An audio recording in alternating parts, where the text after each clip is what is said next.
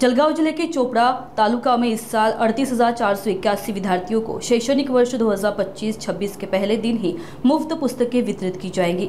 यह वितरण 2023-24 की छात्र संख्या के अनुसार किया जा रहा है। समन्वयक मिलिंद पाटिल ने जानकारी दी कि इस बार एकात्मिक पुस्तकों की व्यवस्था बंद कर दी गई है, जिससे छात्रों को सभी विषयों की अलग अलग किताबें मिलेंगी।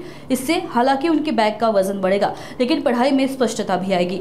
गटर शिक्षणाधिकारी कविता सुर्वे के मार्गदर्शन में पुस्तकें 2 गाड़ियों से तालुका में पहुंची है और वितरण की प्रक्रिया शुरू कर दी गई है। नमस्कार, माझं नाव आहे मिलिंद वसंतराव पाटील। मी समावेशी शिक्षण तज्ञ म्हणून कार्यरत आहे आणि पाठ्यपुस्तकाचा सहसमन्वयक म्हणून कार्यरत आहे।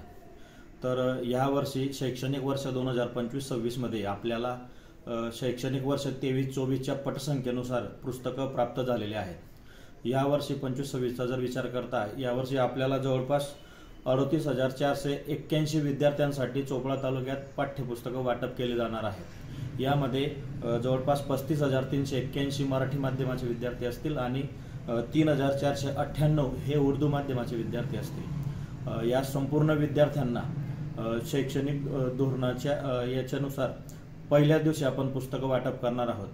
तर यामध्ये जर आपण प्रत्येक विषयाच्या प्रतीचा विचार जर केला तर जवळपास 4,20,728 प्रती आपल्याला प्राप्त होणार आहेत। आणि आज जो आपण या ठिकाणी जे पुस्तकं बघत आहोत जवळपास 2 गाड्या माल आपल्याला या ठिकाणी प्राप्त झालेला आहे आणि लवकरच आपण या ठिकाणी पुस्तकं वाटप करणार आहोत। यावर्षी शासनाच्या धोरणानुसार एकात्मिक जे पुस्तकं होती ती बंद झालेली आहेत आणि पुन्हा नव्याने संयुक्तिक प्रत्येक विषयाचं वेगळं असं पुस्तक या ठिकाणी आपल्याला प्राप्त झालेलं आहे।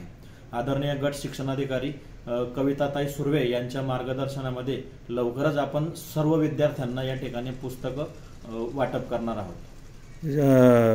शाळा उघडल्यानंतर पहिल्याच दिवशी विद्यार्थ्यांना पुस्तकं मिळतील का? हो सर, यावर्षी आपलं नियोजन असं आहे, जवळपास 1 जून पासून आपण पुस्तकं वाटप करणार आहोत। शासकीय धोरणानुसार जवळपास 7 दिवस अगोदर शाळा स्तरावर पुस्तके ही पोच झालेली असतील आणि शाळेच्या पहिल्याच दिवशी विद्यार्थ्यांना पुस्तकं देऊन विद्यार्थ्यांचं स्वागत त्या ठिकाणी केलं जाणार आहे।